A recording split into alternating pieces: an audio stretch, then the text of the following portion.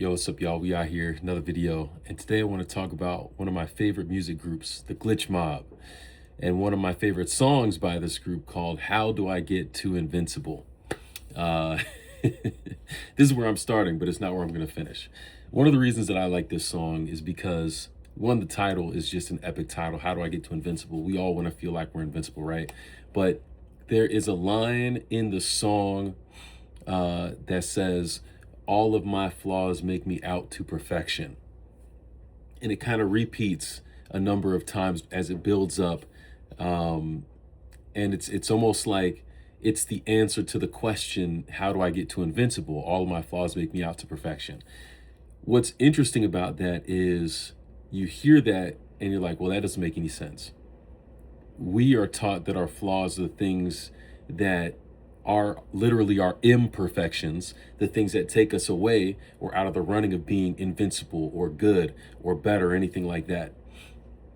And it's this opposite mentality. Social media plays into it a lot as well.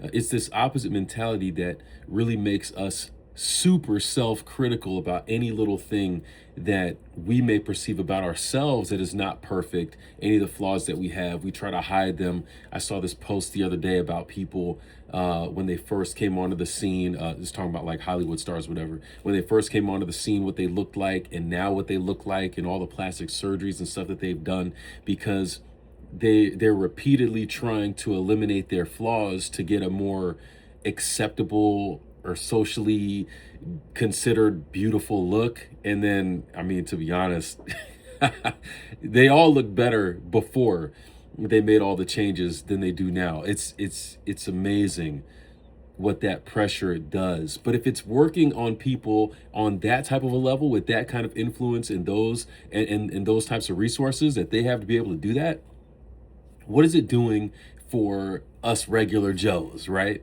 And all the rest of us that just use social media and we see all of this type of stuff. How does that amplify the pressure for us to try to meet those standards when we don't have the resources, we don't have the abilities? How does that heighten the level of criticism that we feel upon ourselves and the negative self-perception that we have? So all of these things are at play, and they go against this idea of, how do I get to invincible? All of my flaws make me out to perfection. And I am not, I'm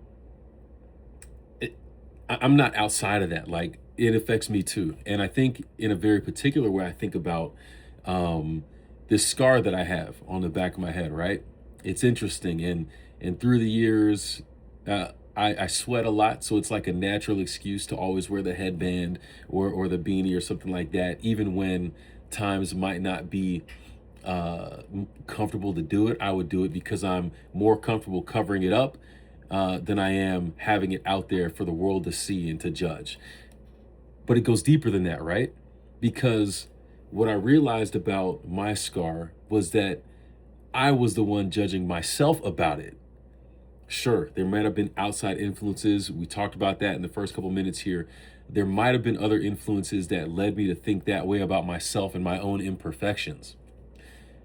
But it's a crazy and it's a dark loop you can get caught in when you start judging yourself harshly.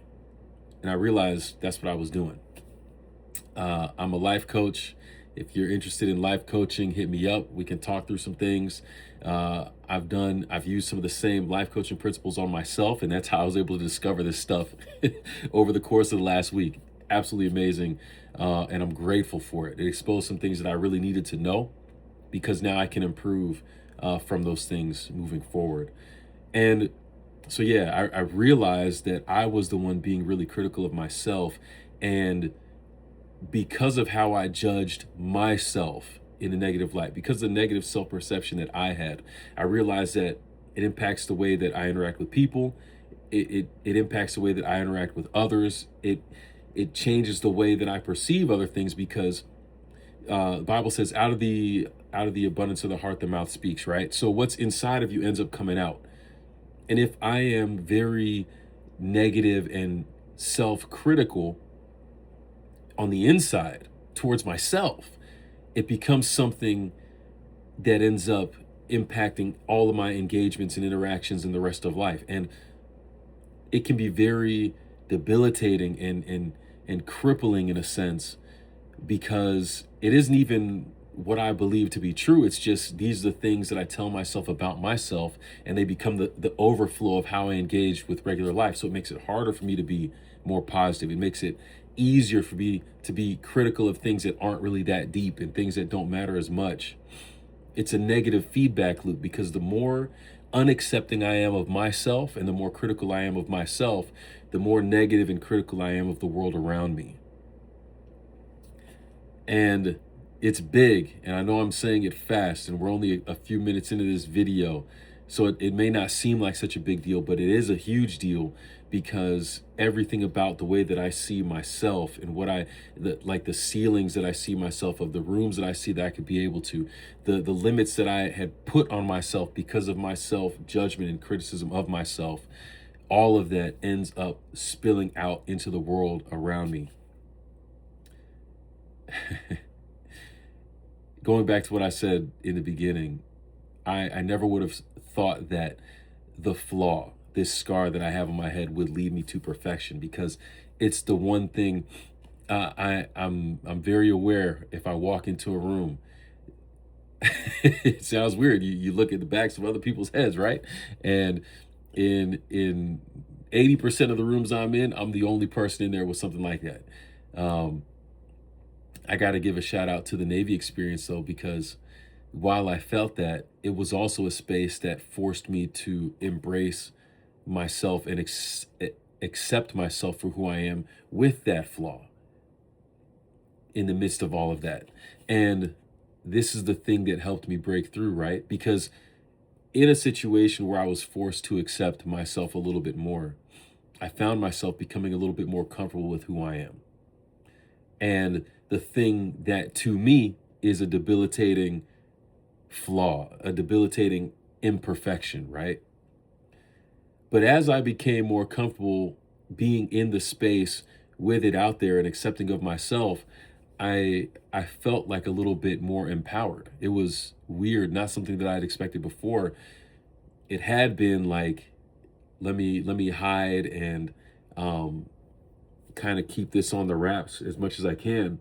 But and I say this Navy experience happened a couple weekends ago, but really this has been a buildup over a long time, to where I'll go out there and I'll feel that little bit of confidence, but the self criticism in my mind will say, well, you had a good moment there, but pull it back. You don't want to get out there too much.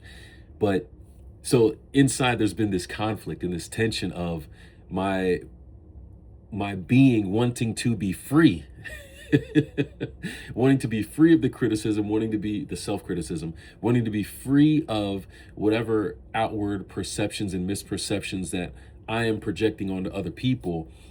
There's a cry and this tension that my being wants to be free, but my own mind is holding myself back because it is critical and because it is negative. Wild. And being on my first Navy drill weekend helped break through that and put me on the path to process it a little bit more with some good coaching questions and considerations there. But here's the thing. When it all comes down to it, that freedom that my body and my soul is looking for can only come from embracing myself for who I am. This is not saying that I'm not going to do things and try to get better at things and not going to take care of my skin so it can be more healthy. It's not saying I'm ignoring those things, but by embracing and accepting myself for who I am with the flaws that I have, I end up changing the negative outlook to a positive one, because what's happening on the inside is changing. There's more of a positive acceptance and embracing of myself on the inside. So I stop looking at myself in a negative way, which means that out of the abundance of the heart, the mouth speaks. Now, when I engage with the real world, there's more positivity there. There's less of the negative misperceptions. There's less of the, I forgot the word I used before, but there's projecting. There's less projecting onto other people what they might be saying and thinking, because I have a more positive internal outlook, as funny as that sounds. what it does is it cuts through all the noise, it cuts through all the social media stuff, it cuts through all of that to help me see myself in a more positive way. And that freedom, the boldness I feel from the freedom I'm able to experience, that is what lets me know that I'm on the right track and I'm doing the right thing, despite the flaw, despite the imperfection, right? And because of that, I can connect with other people outside of me in a better way, which is great. So, full circle. The song is called How Do I Get to Invincible? And the line that answers the question is, all of my flaws make me out to perfection. This is what it comes down to. We're all different. We all have different things that we are self-critical of. That's just my thing. We all have something that we're very critical of on the inside that other people may not even know about. Insecurities, whatever they might be. But my encouragement to you is to accept yourself for who you are, with what you have, with what you don't have. I'm not saying settle and don't try to get better and improve, but what I'm saying is don't be so debilitatingly critical to yourself that your negative self-perception ends up spilling out into the world around you, right? Because you're only going to create a negative feedback loop that's very hard to get out of, and your mind and your spirit wants to be free from that. You are a child of God. The things that you view as imperfections, God can use for something good. And I believe that this video wouldn't be possible if it wasn't for that scar. I wouldn't be talking about it. And so I'm choosing to take the perspective that this is something that God is going to use for his good, which is a positive thing, which means that I need to keep on embracing myself and accepting myself, because that's what Jesus has done for me. He accepts me and he embraces me the way that I am. And my value is not in question because of something that is on the back of my head in the form of a scar. And the same thing is true for each and every one of you, no matter what the scar is, visible or invisible, right? External or internal, whatever that scar might be, it doesn't change your value with him. And that's what matters. And if we can see that and accept ourselves, guess what? Then in our minds, instead of feeling like we have to hide and be behind the scenes and wrestle with the tension of feeling brave and comfortable when we're out there being our true selves, but also feeling like, nah, I don't want to give too much and I want to pull back because I'm scared. You don't have to worry about that. You can have a mentality that gets closer to invincible. Why? Because all of your flaws make you out to perfection. The acceptance of them and the growing from there. The positive outlook on that. It overflows. So hey, that's all I got to say for today. Pretty cool thing I felt like I learned. Now you know a little bit more about me. If you wanted to, cool. If you didn't, cool. But hopefully you like, subscribe, and come back for the next video, man. We out here, we out.